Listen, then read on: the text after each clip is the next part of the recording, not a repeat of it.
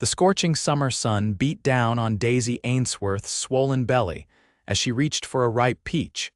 The moment her fingers brushed against the fuzzy fruit, a sharp pain knifed through her abdomen, bringing her to her knees among the fallen blossoms of Whispering Creek Orchard in the summer of 1873. Daisy clutched her pregnant belly, her breath coming in short gasps as another wave of pain crashed through her. She had been foolish to venture so far from the main house, especially in her condition, but the craving for fresh peaches had been too strong to ignore. Now, as she collapsed onto her side beneath the dappled shade of the orchard trees, she knew she had made a terrible mistake. The sound of approaching hoofbeats barely registered through her agony. Dust kicked up by a galloping horse swirled in the air as a tall figure dismounted in one fluid motion and rushed toward her fallen form. "Madam, can you hear me?" The deep voice broke through her pain-filled haze. Daisy's eyes fluttered open to see a man kneeling beside her, concern etched across his sun-bronzed face. His dark hat cast a shadow over piercing blue eyes that assessed her with worry. "The baby," she whispered, clutching her belly. "Something's wrong with my baby." The stranger, dressed in worn riding clothes with a dusty bandana around his neck, gently placed his hand over hers. "I'm Heath Sutton, madam. I was riding by when I saw you fall. Let me help you." He slipped an arm beneath her shoulders and another under her knees, lifting her with surprising gentleness for a man with such calloused hands. Daisy's arms instinctively wrapped around his neck as another contraction gripped her. "My wagon's just up the road," Heath said, his voice steady despite the urgency of the situation. "I'll get you to a doctor." "There's no time," Daisy gasped, tears streaming down her dirt-smudged face. "The baby's coming too fast." Heath's jaw tightened as he carried her to the shade of a larger apple tree. "Then I'll stay right here with you," he promised, his voice low and determined. "I won't leave you alone." The tenderness in his voice made Daisy sob harder. She had been alone for so long ever since her husband Thomas had been killed in a mining accident 3 months ago, leaving her with nothing but debts and their unborn child. Heath settled her against the trunk of the tree and shrugged out of his leather vest, folding it to place beneath her head. "What's your name, madam?" "Daisy," she managed between pained breaths. "Daisy Ainsworth." "Mrs. Ainsworth, I need to check how close your baby is to arriving," Heath said, his face flushing slightly beneath his tan. "I've helped birth foals and calves, but never a human baby." "Still, I reckon the principles might be similar enough." Despite her pain, Daisy almost laughed at his discomfort. "I don't have much choice but to trust you, Mr. Sutton." As another contraction seized her, Heath moved with surprising efficiency. He retrieved a canteen from his horse, along with a clean shirt from his saddlebag. "My sister had 2 little ones," he explained, rolling up his sleeves. "I wasn't in the room, mind you, but I heard enough to know what to expect." For the next hour, Heath remained by Daisy's side, supporting her through each contraction, wiping her brow with a dampened kerchief, and speaking in that same calm, steady voice that somehow made her believe everything would be all right. When the final moment came, Heath's strong hands were there to catch the squalling infant that entered the world beneath the apple blossoms. "You have a son, Mrs. Ainsworth," Heath announced, his voice thick with emotion as he wrapped the crying baby in his spare shirt. "A strong, healthy boy." Tears of relief and joy streamed down Daisy's face as Heath placed the tiny bundle in her arms. She looked down at her son's scrunched red face, overwhelmed by love and gratitude. "Thank you," she whispered, meeting Heath's gaze.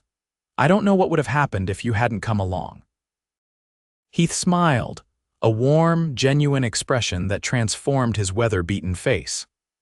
"Just happened to be in the right place at the right time, madam. Now we need to get you and this little cowboy somewhere safe to rest." After ensuring that both mother and baby were stable, Heath carefully lifted Daisy once more, cradling her and her newborn son against his chest. She felt surprisingly safe in the arms of this stranger, his heartbeat strong and steady against her cheek. "I promised I'd stay," Heath said softly as he carried them toward his wagon. "And I mean to keep that promise, at least until I know you're both taken care of properly." Little did either of them know that this chance encounter in a sun-dappled orchard would change the course of both their lives forever. Heath's wagon was simple but well-maintained, with a canvas cover providing blessed shade from the relentless summer sun. He had fashioned a makeshift bed for Daisy and her newborn from blankets and his bedroll, ensuring they were as comfortable as possible for the journey. "Where are we headed?" Daisy asked weakly, cradling her sleeping son against her chest. "There's a town about 3 miles from here, Cottonwood Springs," Heath replied, climbing up to the driver's seat. "They've got a doctor there who can look after you both properly." As the wagon began to move, jostling slightly on the rough trail, Daisy studied Heath's broad shoulders and straight back. He was a mystery to her, this kind stranger who had appeared when she needed help most. "Mr. Sutton," she called softly, "why were you passing through the orchard?" "It's private property belonging to the Miller estate." Heath glanced back at her, a wry smile touching his lips. "I've been hired by Mr. Miller himself. I'm to help manage the orchard and the cattle operation he's starting on the north section of the property. Today was my first day, and I was riding the boundaries to get acquainted with the land." "Then I'm doubly fortunate," Daisy said. "Not only did you find me, but you weren't a bandit or worse." Heath's laugh was deep and genuine. "No, madam, just a cowboy looking for steady work." The baby stirred against Daisy's chest, making small, mewling sounds that quickened her heart with love and anxiety. "I don't know how to thank you properly. Seeing that little one healthy is thanks enough," Heath replied, his voice softening. "What will you name him?" Daisy looked down at her son's tiny face, his features still puffy and red from birth. "Thomas, after his father," she said quietly. "Thomas James Ainsworth." Heath nodded solemnly. "A fine name for a boy who's already shown he's got fight in him." Daisy's throat tightened with emotion. Her husband had been dead for 3 months, killed in a mining accident that had left her penniless and alone. She had taken work as a housekeeper at the Miller estate only 2 months ago, grateful for the small cottage they provided at the edge of the property. Mrs. Miller had been kind, allowing her to continue working despite her advancing pregnancy, but Daisy knew her position was precarious at best. "Mr. Sutton," she began hesitantly, "I'm not sure what awaits me in town. I have no family here and limited means to—" "Don't you worry about that now," Heath interrupted gently. "First, we get you and little Thomas seen by a doctor. The rest will sort itself out." The confidence in his voice was reassuring, though Daisy knew the harsh realities of the world would not be so easily dismissed. Still, for this moment, bumping along in a stranger's wagon with her newborn son sleeping peacefully against her heart, she allowed herself to believe that things might work out. Cottonwood Springs emerged from the prairie landscape like a mirage, a collection of wooden buildings straddling the stage road, their facades bleached by sun and weather. The main street bustled with afternoon activity as Heath guided the wagon toward a modest building with a sign proclaiming Dr. Marcus Wells, physician and surgeon. Heath brought the wagon to a halt, quickly jumping down to help Daisy. "Wait here," he instructed. "I'll make sure the doctor is in." Minutes later, he returned with a middle-aged man whose spectacles glinted in the sunlight. "Doctor." Wells approached the wagon with a kind but professional demeanor. "Mrs. Ainsworth, I'm told you've had quite an eventful day," the doctor said, peering at her and the baby. "Let's get you inside where I can examine you both properly." With Heath's strong arms supporting her, Daisy made her way into the doctor's office. The examination room was clean and smelled of carbolic acid, a scent Daisy found strangely comforting in its clinical efficiency.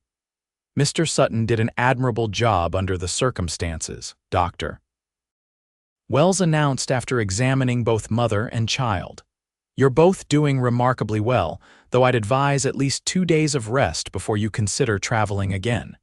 Heath, who had been waiting anxiously in the doctor's front room, visibly relaxed at this news. "That's good to hear, Doc." Is there a hotel nearby where Mrs. Ainsworth can recuperate? Dr. Wells frowned slightly. The Cottonwood Inn would be suitable, but it's rather expensive for extended stays. Daisy's heart sank.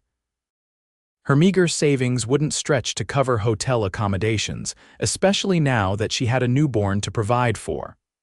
I have a modest room at the boarding house, she began, but Heath cut her off. Nonsense. You'll stay at the inn and I'll cover the expense. Mr. Sutton, I couldn't possibly. It's not charity, Mrs. Ainsworth, Heath said firmly. Consider it an advance on the pie you'll bake me once you're back on your feet. His eyes twinkled with gentle humor. Dr. Wells cleared his throat. Actually, there might be another option. My sister, Mrs. Eleanor Parker, runs a respectable boarding house just 2 doors down. She has a ground floor room that would be suitable for a new mother, and her rates are reasonable. Relief washed over Daisy.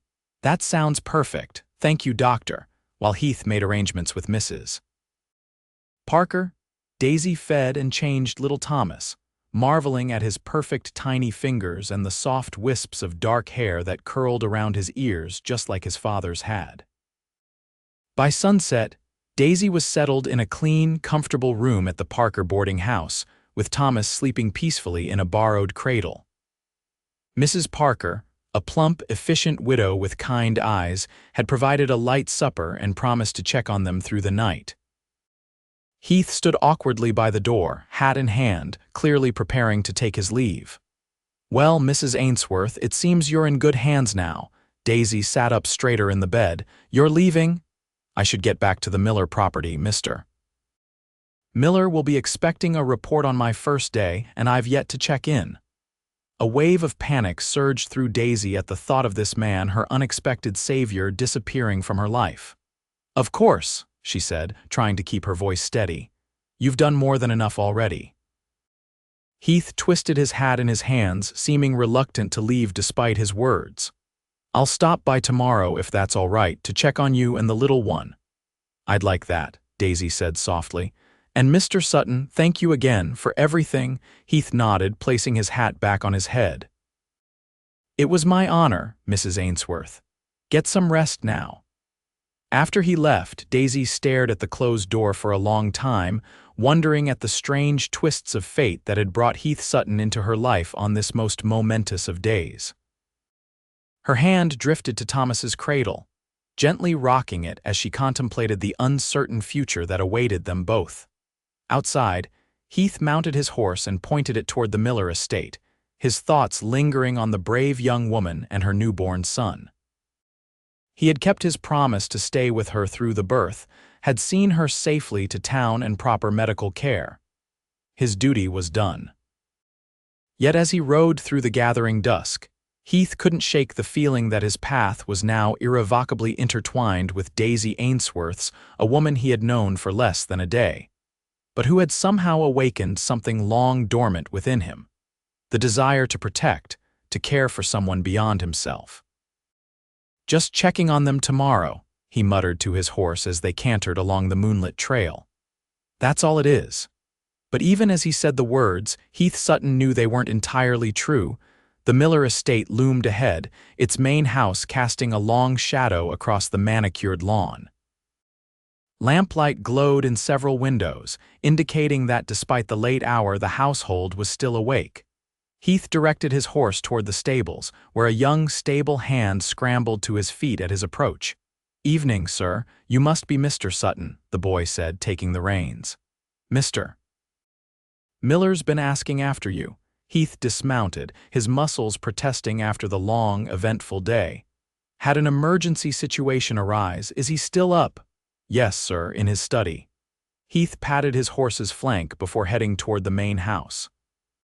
He was exhausted and would have preferred to report in the morning, but he knew that starting a new position by disappearing for an entire day without explanation was hardly the way to make a good impression. The butler who answered his knock regarded Heath's dusty, disheveled appearance with poorly concealed disdain, before leading him to a handsomely appointed study where Jeremiah Miller sat behind a massive oak desk. Miller was a robust man in his 50s with a thick beard streaked with gray and sharp eyes that missed nothing. He set aside the ledger he'd been examining and gestured for Heath to take a seat. "Sutton, I was beginning to think you'd reconsidered the position." "No, sir," Heath replied, remaining standing. "I apologize for not reporting in sooner. There was an emergency in the orchard that required immediate attention." Miller's eyebrows rose. "Oh, what sort of emergency?" Heath briefly explained finding Daisy in labor and the subsequent events, careful to maintain a professional tone despite the emotional nature of the day's occurrences. Miller's expression softened as Heath spoke. "Mrs. Ainsworth is one of our housekeepers, a hard worker, despite her situation. Her husband's death left her in difficult circumstances. She mentioned as much," Heath said. "She and the baby are resting at Mrs. Parker's boarding house in town. The doctor says they're both doing well." "Good, good," Miller nodded, seeming genuinely relieved. "My wife will want to know." "She's taken a particular interest in Mrs. Ainsworth's welfare." He studied Heath for a moment. "That was well done of you, Sutton. Not every man would have stepped up in such a situation." Heath shrugged uncomfortably. "Just did what needed doing, sir," Miller chuckled. "And that's precisely why I hired you. Your former employer spoke highly of your character and judgment." He rose from his desk. "We'll discuss your duties properly tomorrow. For now, get some rest. The foreman's cabin has been prepared for you. It's the small house just beyond the north paddock." "Thank you, sir." As Heath turned to leave, Miller added, "And Sutton, tell Mrs. Ainsworth that her position here is secure. She can return when she's ready, and arrangements will be made for the child." Relief washed over Heath. At least Daisy wouldn't have to worry about her livelihood while recovering from childbirth. "I'll let her know. Good night, sir." The foreman's cabin was simple but comfortable, with a small sitting room, a bedroom, and a basic kitchen. Someone had stocked the pantry with essentials and left a cold supper wrapped on the table. Heath ate mechanically, his mind still on Daisy and little Thomas. He had delivered calves and foals before, had even helped an injured trapper once after a grizzly attack, but nothing had prepared him for the raw emotion of helping bring a human life into the world. The memory of placing that tiny, squalling infant into Daisy's arms had stirred something profound within him, something he had thought long buried after Sarah. Heath shook his head, trying to dispel thoughts of his former fiancée. Sarah had been gone 5 years now, taken by the same influenza outbreak that had claimed his parents and younger brother. He had spent those years drifting from ranch to ranch across the Western Territories, never staying in one place long enough to form attachments. Until now, perhaps. "Don't be a fool, Sutton," he muttered to himself as he prepared for bed. "The woman just lost her husband. She needs a friend, not some love-struck cowboy complicating her life." Still, as Heath drifted off to sleep in the unfamiliar bed, his last conscious thought was of Daisy's grateful smile and the promise he had made to check on her tomorrow. Dawn broke clear and bright over Cottonwood Springs, the early morning light painting the modest buildings with a golden glow. Heath had risen before sunrise, completed his morning chores at the Miller estate, and ridden into town with a small bundle of supplies. He thought Daisy might need fresh bread from the Miller kitchen, a jar of preserves, and a small package of tea misses. Parker answered his knock, her expression warming when she recognized him. "Mr. Sutton, you're up and about early." "Just wanted to check on Mrs. Ainsworth and the baby before starting my day," Heath replied, suddenly feeling foolish standing there with his humble offerings. "How are they doing?" "As well as can be expected," Mrs. Parker said, ushering him inside. "The little one fussed through much of the night, but that's to be expected with newborns.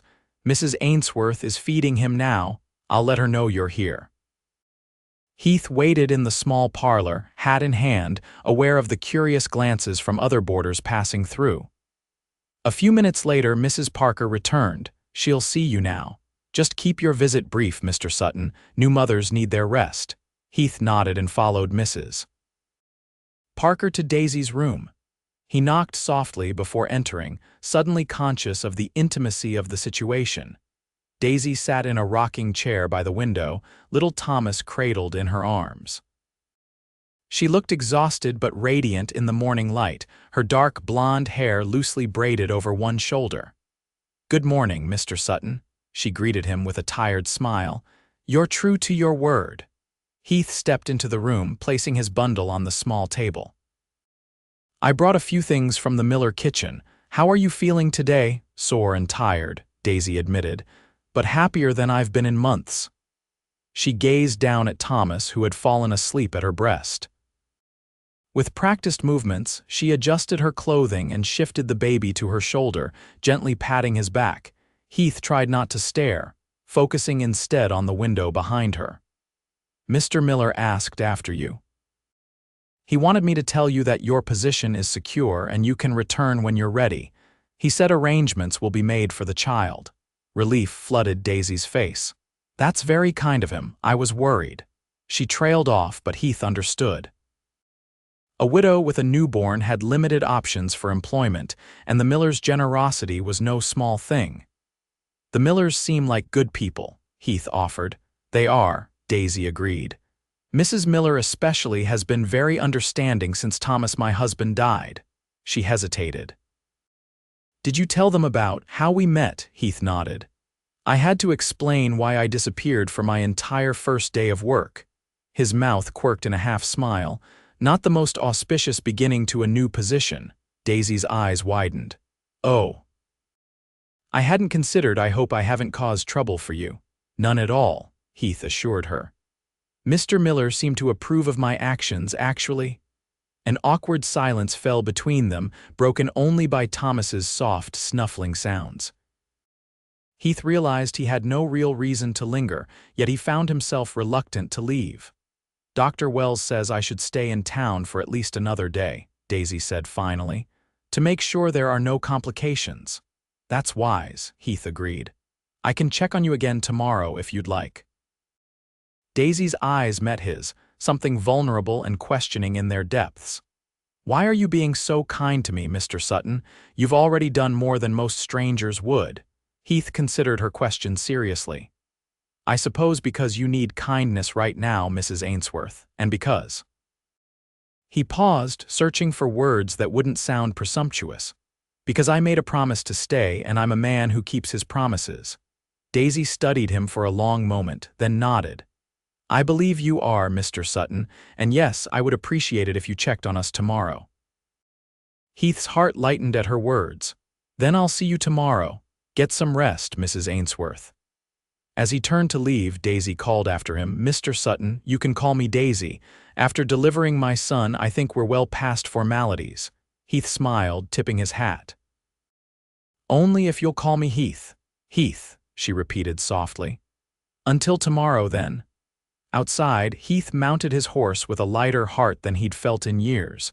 He had promised to stay, and for now that meant daily visits to check on Daisy and Thomas. What would happen after she returned to the Miller estate, he wasn't certain. But for the first time in a long while, Heath Sutton found himself looking forward to tomorrow. The days that followed established a pattern. Heath would complete his morning duties at the Miller estate, then ride into town to visit Daisy and Thomas. His visits gradually lengthened from brief check-ins to extended conversations over cups of tea in Mrs. Parker's parlor. Heath learned that Daisy had grown up in Missouri, the daughter of a schoolteacher who had instilled in her a love of books and learning.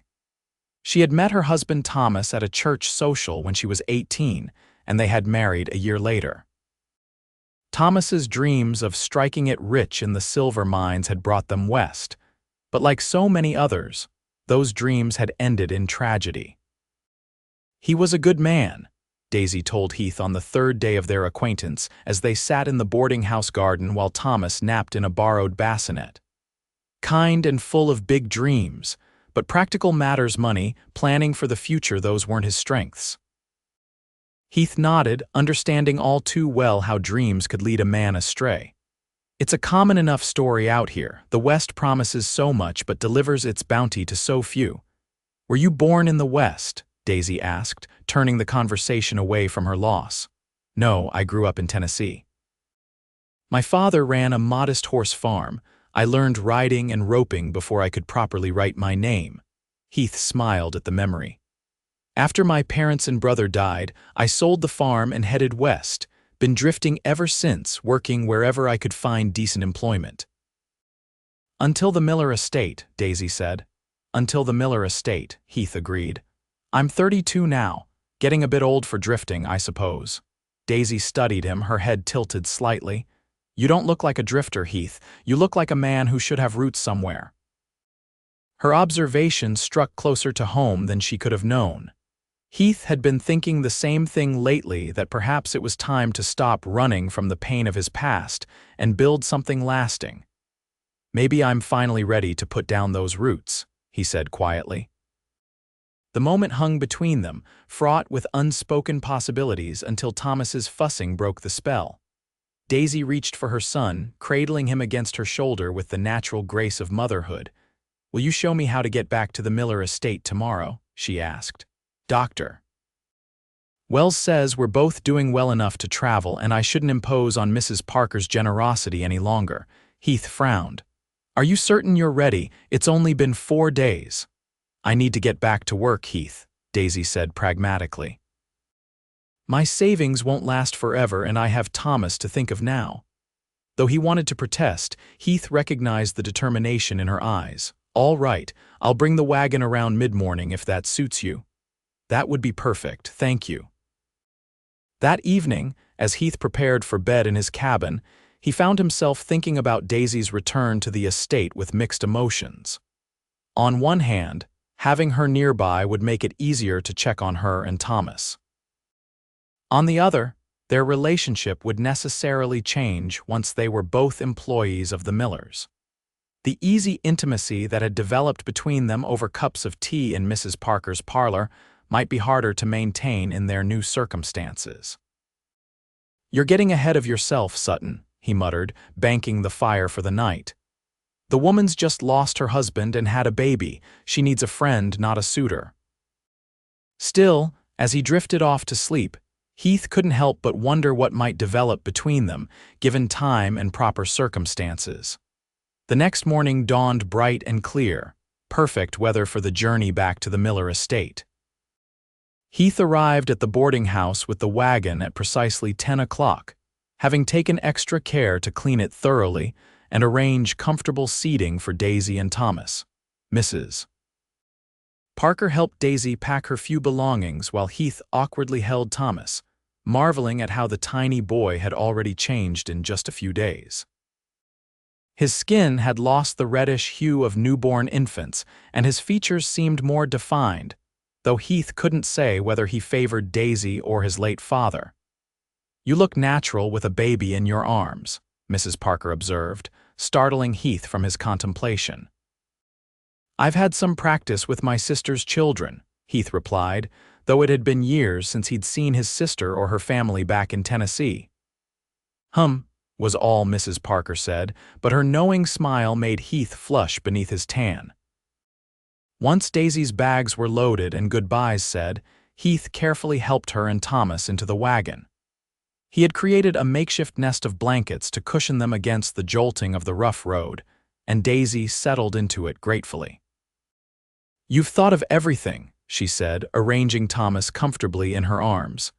"Just trying to make the journey as easy as possible," Heath replied, climbing up to take the reins. "It's about an hour's drive. Let me know if you need to stop along the way." The journey passed pleasantly, with Daisy pointing out wildflowers along the roadside and Heath sharing stories about the various homesteads they passed. Thomas slept peacefully throughout, lulled by the gentle rocking of the wagon. As they approached the Miller estate, Daisy grew quieter, her expression pensive. "Something troubling you?" Heath asked, noticing the change in her demeanor. Daisy sighed. "I'm just wondering how things will change now. Before, I was a widow expecting a child. Now I'm a mother with a newborn. Mrs. Miller has been kind, but I know our presence will complicate household arrangements." "Mr. Miller seemed genuinely concerned for your welfare," Heath reassured her. And from what I've seen of Mrs. Miller, she's a compassionate woman. She is, Daisy agreed. I wish I could provide for Thomas on my own, without relying on anyone's charity. The independence in her voice impressed Heath. Many women in her situation would be focused solely on finding another husband to provide for them, yet Daisy's thoughts were on self-sufficiency. "It's not charity to accept help when you need it," Heath said gently. "And it won't be forever. You're strong, Daisy. I've seen that clearly these past few days. You'll find your way." Daisy's eyes met his, grateful and warm. "Thank you for understanding." They arrived at the Miller estate just before noon. Heath directed the wagon toward the row of small cottages where the estate workers lived, stopping before the last one in the row, a neat, whitewashed structure with a small front porch. "This is yours?" Heath asked, surprised. Most domestic staff lived in quarters attached to the main house. "Mrs. Miller thought I would appreciate the privacy, especially with the baby coming," Daisy explained. "It's small, but it's more than I could have hoped for." As Heath helped Daisy down from the wagon, the back door of the main house opened and Mrs. Catherine Miller emerged, hurrying across the lawn toward them. She was a handsome woman in her 40s, fashionably dressed but with a warm, unpretentious manner. "Daisy." "We've been so worried," she exclaimed, reaching them slightly out of breath. "Mr. Sutton told us what happened. May I see the little one?" Daisy carefully adjusted the blanket covering Thomas so Mrs. Miller could see his face. "This is Thomas James Ainsworth, madam. Oh, he's beautiful, Mrs." Miller breathed, her eyes softening. "And you named him after his father, how fitting." She looked up at Daisy with genuine concern. "How are you feeling? You must be exhausted." "I'm well enough, Mrs. Miller. Dr. Wells took good care of us. And Mr. Sutton, from what I hear, Mrs. Miller added, glancing at Heath with approval. "It seems Providence placed you exactly where you were needed, Mr. Sutton." Heath shifted uncomfortably under her scrutiny. "Just happened to be riding by, madam." Mrs. Miller smiled knowingly before turning back to Daisy. "You're not to worry about your duties for at least another week, Daisy. Rest and recover your strength. Martha will bring meals from the main house until you're ready to cook for yourself again." "That's very generous, Mrs. Miller, but I don't want to be a burden." "Nonsense, Mrs. Miller interrupted firmly. "You're no burden. Besides, I've been wanting to hold a baby again. My own children are all grown now." She hesitated, then added almost shyly, "Perhaps you'd allow me to visit sometimes, to help with the little one." Daisy's expression softened. "Of course, Mrs. Miller. I'd welcome your experience and advice." Mrs. Miller beamed, then seemed to recollect herself. "Well, I'll leave you to get settled. Mr. Sutton, would you be kind enough to carry Daisy's things inside? I need to inform cook about sending meals down." "Of course, madam," Heath replied, already reaching for Daisy's bags. As Mrs. Miller bustled back toward the main house, Daisy turned to Heath with relief evident in her face. "That went better than I expected." "Told you there was nothing to worry about," Heath said, following her up the steps to the cottage. "The Millers seem to genuinely care for your welfare." Inside, the cottage was simple but cozy, with a small sitting room, a bedroom, and a basic kitchen. Everything was spotlessly clean, and someone had placed a vase of fresh wildflowers on the table, a welcoming touch that brought tears to Daisy's eyes. "It's good to be home," she said softly, laying Thomas in the center of the bed while she unpacked. Heath set down her bags and stood awkwardly in the doorway, suddenly uncertain of his place now that he had delivered her safely. "Well, I should get back to work. Mr. Miller has me overseeing the clearing of the north section for additional grazing." Daisy turned to him, her expression unreadable. "Will I see you again? I mean," she flushed slightly. "You've been so kind checking on us every day, I've grown used to our talks." Relief and pleasure warmed Heath's chest. "My cabin is just past the north paddock. Perhaps you could bring Thomas for a visit when you're feeling stronger. Or I could stop by in the evenings if that's not improper." "I'd like that," Daisy said simply. "And after everything we've been through together, I think we're well past worrying about impropriety, don't you?" Heath smiled, tipping his hat. "Until this evening, then." As he walked back to his horse, Heath couldn't help but whistle a jaunty tune. The promise he'd made in the orchard to stay with Daisy was one he found himself increasingly eager to keep, in ways he hadn't initially anticipated. The weeks that followed established a new rhythm to Heath's life.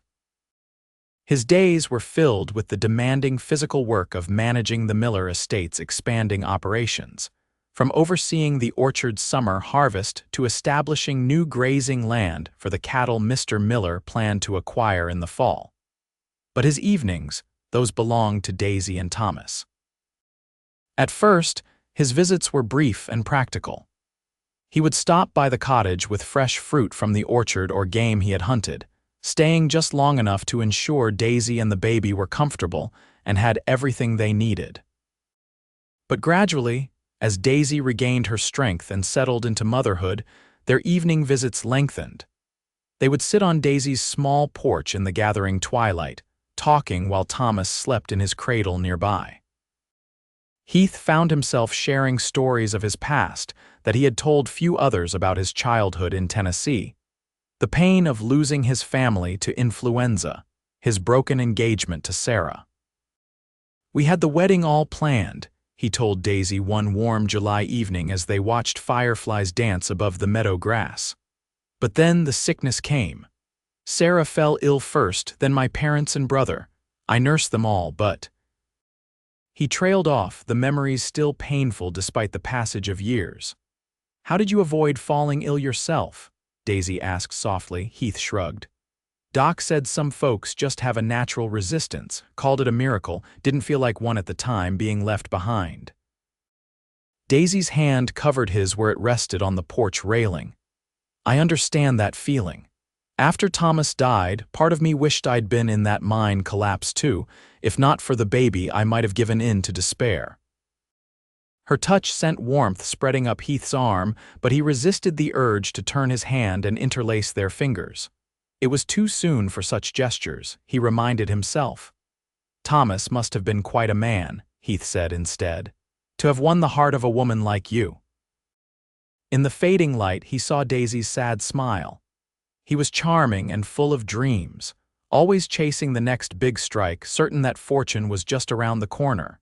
She sighed. "I sometimes wonder if he would have settled down once the baby came, or if he would have kept chasing those dreams." "And left you behind." Heath couldn't keep the edge from his voice. Daisy looked at him, her expression thoughtful. "Not intentionally. Thomas loved me in his way, but some men aren't made for domestic contentment. Their spirits need adventure, challenge. And some men learn that the greatest adventure is building something lasting," Heath replied quietly. "A home, a family, a legacy." Their eyes met in the gathering darkness, an unspoken understanding passing between them. Then Thomas stirred in his cradle, breaking the moment as Daisy moved to attend to her son. As summer gave way to fall, these evening conversations became the foundation of a deepening friendship.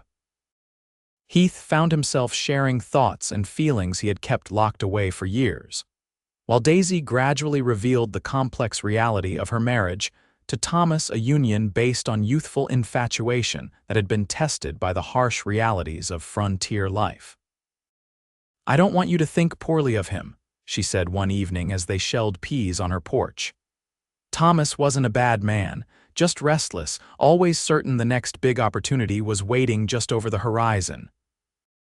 "While the real treasure was right in front of him," Heath observed, glancing meaningfully at Daisy. She blushed, ducking her head. "You give me too much credit, Heath. I wasn't always patient with his dreams. We had some terrible arguments before he died." "That's marriage from what I've observed," Heath said. "My parents could argue fierce as summer storms, but there was never any doubt of their devotion to each other." Daisy smiled wistfully. "That's what I always hoped for, a love strong enough to weather disagreements, to grow deeper with time." The longing in her voice stirred something in Heath's chest, a matching desire for that same deep, abiding love. He was beginning to suspect he might find it with Daisy if they both had the courage to reach for it. But he was conscious of her recent widowhood, of the newborn son who deserved all her attention, of the community's expectations regarding proper mourning periods. So Heath contained his growing feelings, content for now with friendship and the quiet joy of watching Thomas grow. And grow he did.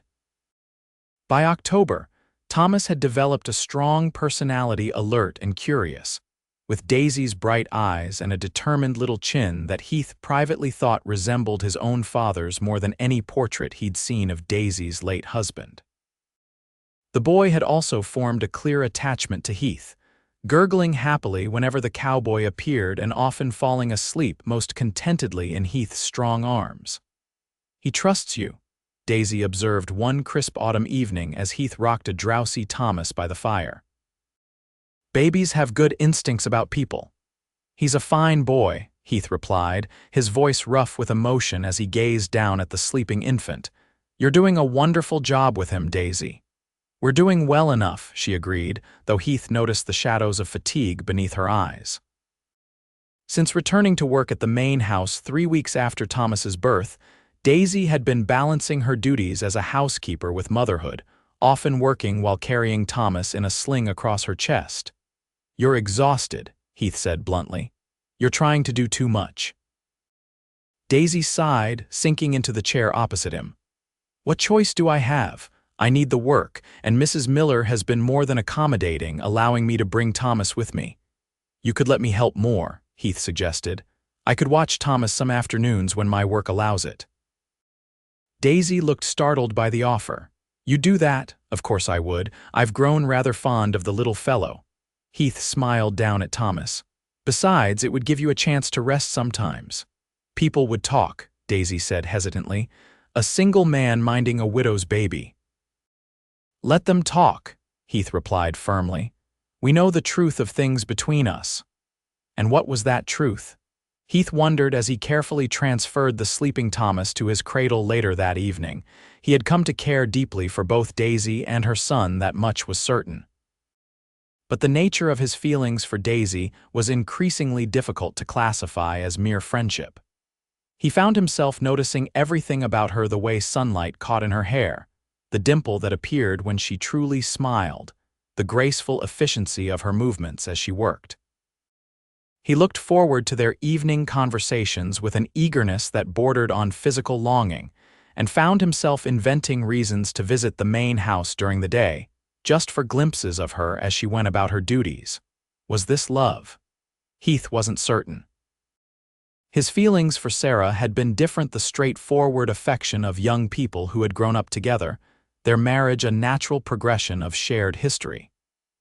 What he felt for Daisy was more complex, born of intense shared experience and growing admiration. Whatever it was, Heath knew he needed to proceed with caution. Daisy was still officially in mourning, still wearing the black armband that signified her widowhood. The community expected a full year of mourning, at minimum, before a widow might consider remarriage. Not that Daisy had given any indication she was thinking of remarriage. Their relationship, while warm and increasingly intimate in conversation, remained strictly proper in physical terms. Heath had never so much as held her hand, except for that one evening on the porch when she had briefly covered his in sympathy. "Patience, Sutton," he muttered to himself as he rode back to his cabin that night. "She'll be worth the wait." The first snow of winter arrived in mid-November, blanketing the Miller estate in pristine white. Heath woke to a transformed landscape, the familiar contours of field and orchard softened by snowfall.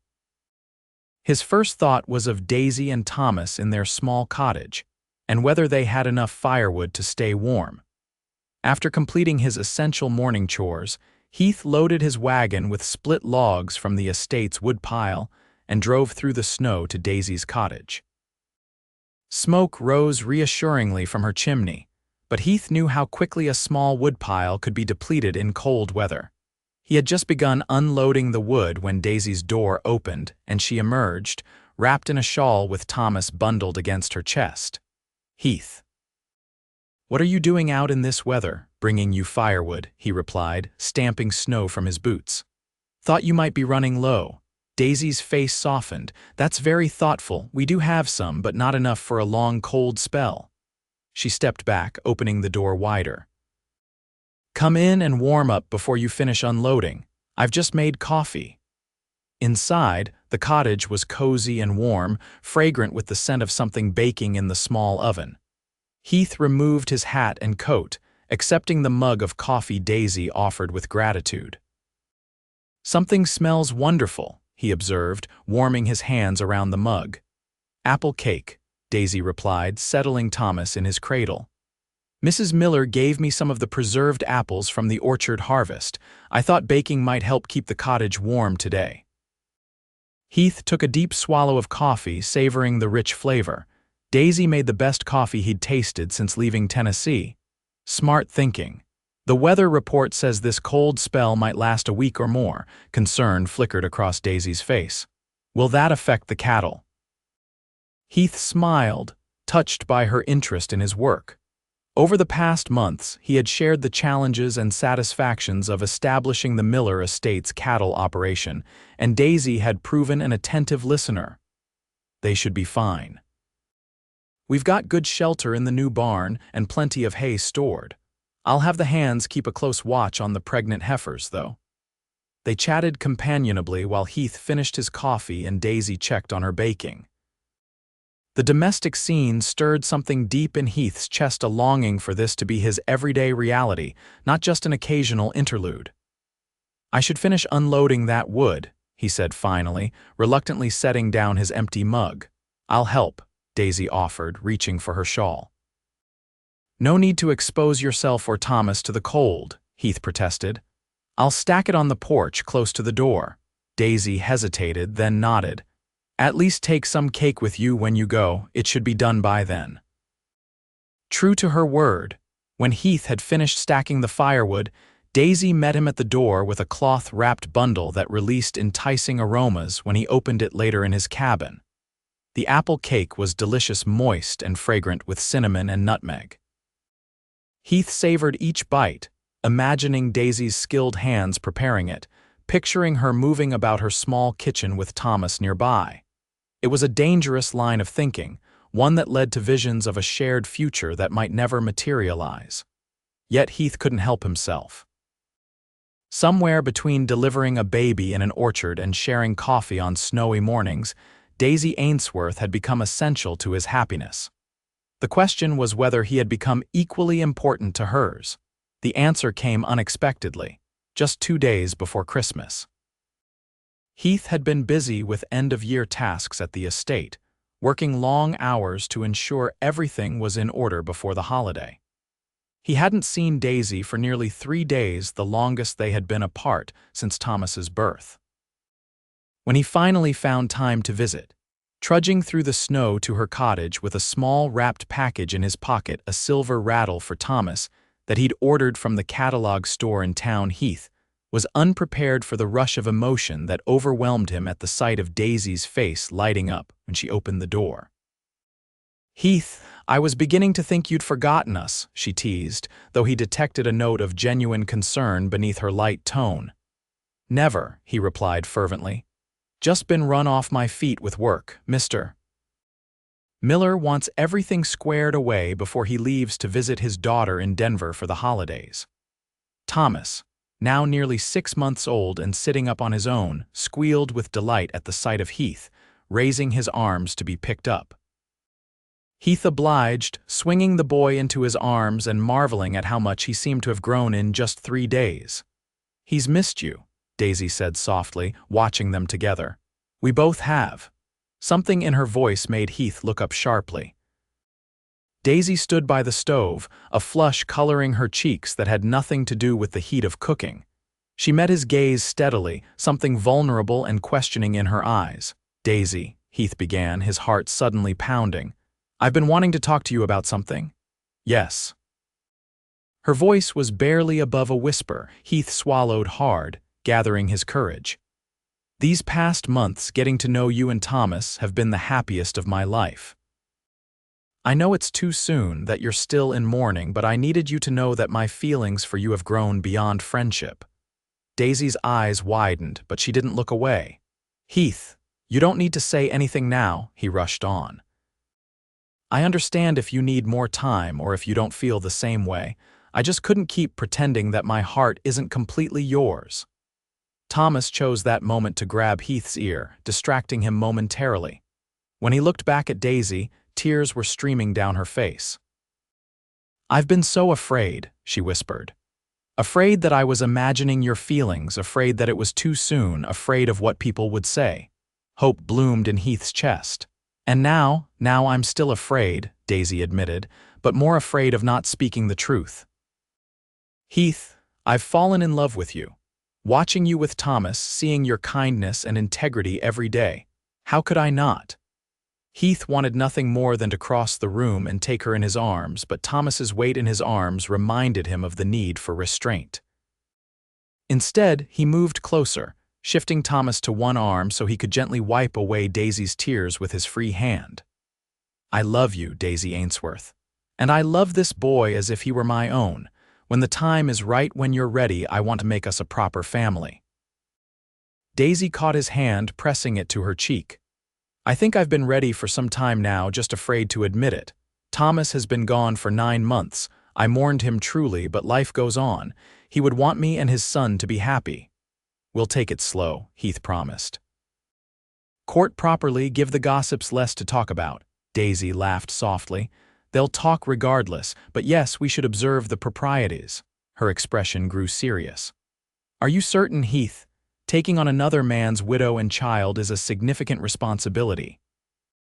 Heath looked down at Thomas, who was contentedly playing with a button on his shirt, then back at Daisy. "I've never been more certain of anything in my life. You and Thomas are the family I never dared hope for after losing everyone in Tennessee."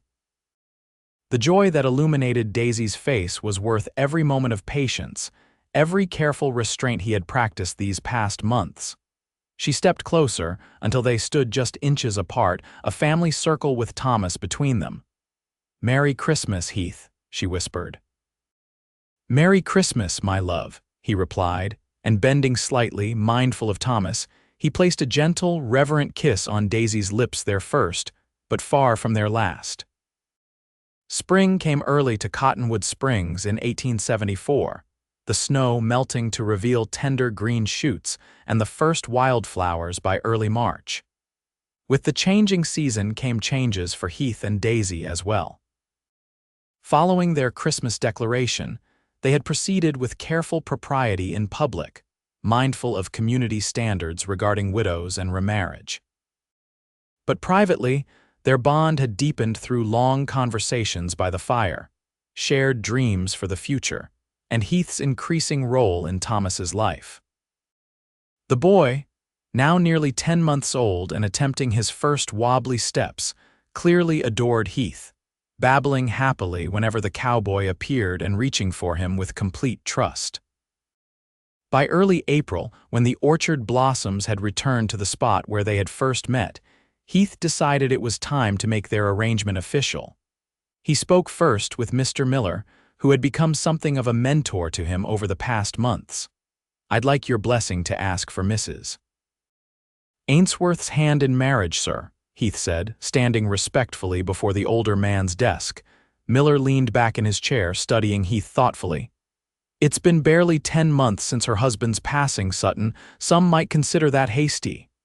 "I'm aware of that, sir. But given our circumstances, her being alone with a young child, and my feelings being what they are, I believe waiting the full year of mourning would be an unnecessary formality." Miller nodded slowly. "And what of your position here? Will marriage change your plans?" "No, sir. I'm committed to the success of your cattle operation. In fact, I was hoping we might discuss the possibility of building a larger cabin, suitable for a family, on the north section of the property." A smile spread across Miller's weathered face. "I've been watching you two these past months. It's clear to anyone with eyes that there's deep feeling between you." He leaned forward, extending his hand. "You have my blessing, Sutton, and more than that, I have a proposition for you." Heath raised an eyebrow, shaking the offered hand. "Sir, I've been impressed with your work ethic and judgment. The cattle operation is thriving under your management, and the men respect you. I'd like to offer you a partnership stake in the ranch portion of the estate, say, 20% to start, with the opportunity to increase that over time." Heath stared at Miller, momentarily speechless. "That's incredibly generous, Mr. Miller. It's good business," Miller replied pragmatically. "You're the kind of man I want invested in this operation for the long term. A man with a family to provide for is more likely to put down roots." He smiled.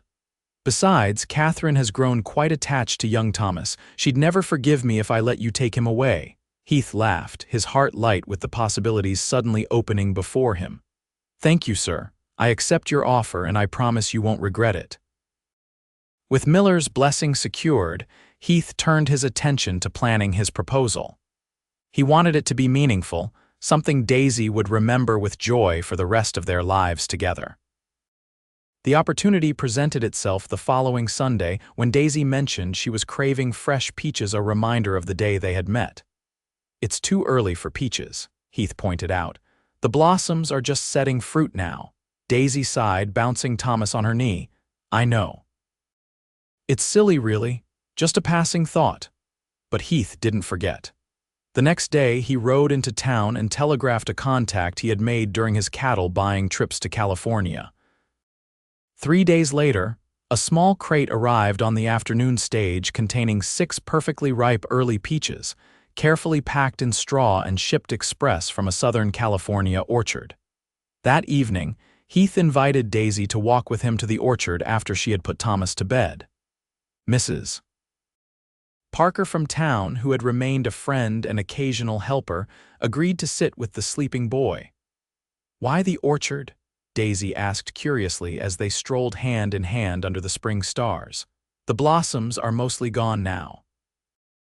"I thought we should revisit the place where our story began," Heath replied, leading her toward the specific tree where he had found her in labor nearly a year before.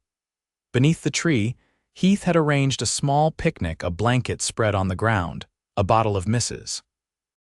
Miller's elderflower cordial, and the precious peaches from California. Daisy's eyes widened in delight. "Heath, how on earth did you find peaches this time of year?" "I have my sources," he said mysteriously, helping her sit on the blanket. "I wanted tonight to be special." They shared the sweet, juicy fruit as Heath recounted the day they had met, how terrified he had been, how brave she had seemed even in the midst of labor, how transformed his life had been from that moment forward. "When I promised to stay with you that day, I had no idea what that promise would come to mean," Heath said, taking her hands in his. "Now I can't imagine a future that doesn't include you and Thomas." Tears welled in Daisy's eyes as Heath reached into his pocket and withdrew a small velvet box. Inside was a simple gold band set with a single pearl. "Daisy Ainsworth, you came into my life unexpectedly, but now I can't remember what living felt like before you. Would you do me the great honor of becoming my wife, allowing me to be a father to Thomas and perhaps, God willing, giving me the chance to be present from the beginning with our future children?" "Yes," Daisy whispered, tears streaming freely down her face now. "Oh, Heath, yes." As he slipped the ring onto her finger, Heath felt a sense of rightness, of completion, that had eluded him since losing his family in Tennessee. Here, under the same tree where he had delivered Thomas, he was being granted a second chance at happiness, a family of his own to love and protect. They were married 3 weeks later in a simple ceremony in the Miller estate gardens. Mrs. Miller had insisted on hosting the wedding, overriding Daisy's protests that a quiet ceremony at the local church would be more appropriate for a widow remarrying. "Nonsense," Mrs. Miller had declared. "This is a joyous occasion, and we'll celebrate it properly. Besides, the orchard is in full bloom now. What could be more fitting?" So on a perfect May morning, with apple and cherry blossoms drifting like snow in the gentle breeze, Daisy walked toward Heath on Mr.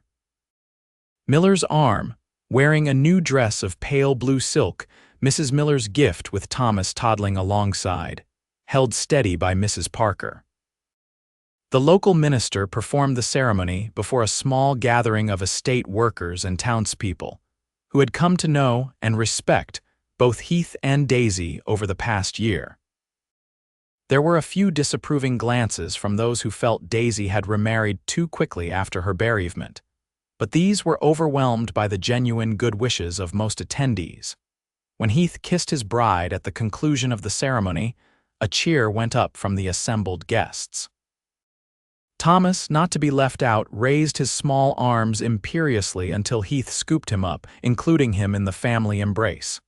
"We did it," Daisy whispered against Heath's chest.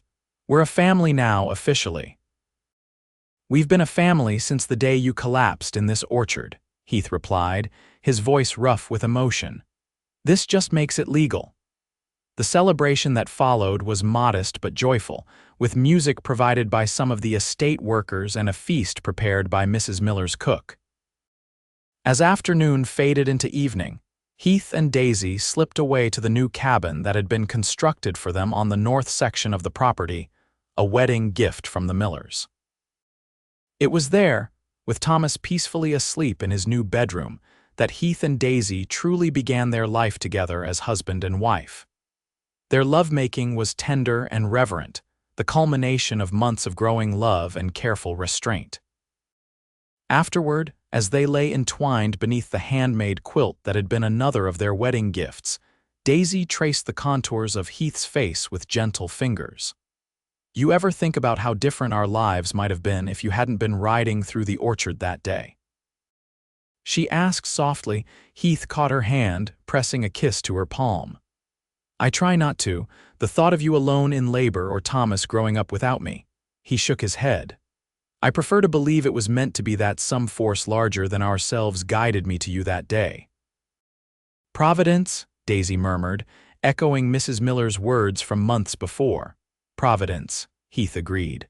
"Or perhaps just the simple truth that some souls are meant to find each other, no matter what obstacles stand in their way." Daisy smiled, curling closer against his side. "Either way, I'm grateful. For you, for this life we're building together." "As am I, Mrs. Sutton," Heath replied, savoring the sound of her new name. "As am I." The years that followed were not without challenges.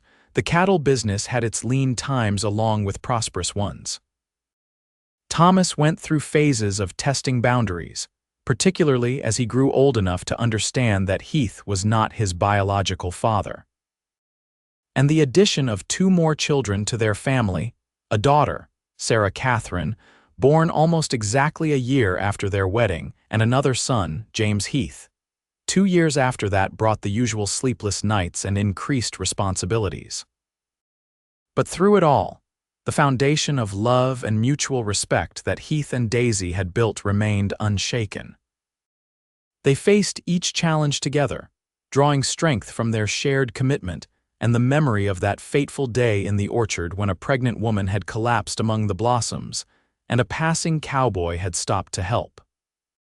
On the 5th anniversary of that day, Heath surprised Daisy by taking her back to the same spot, this time with all 3 children in tow.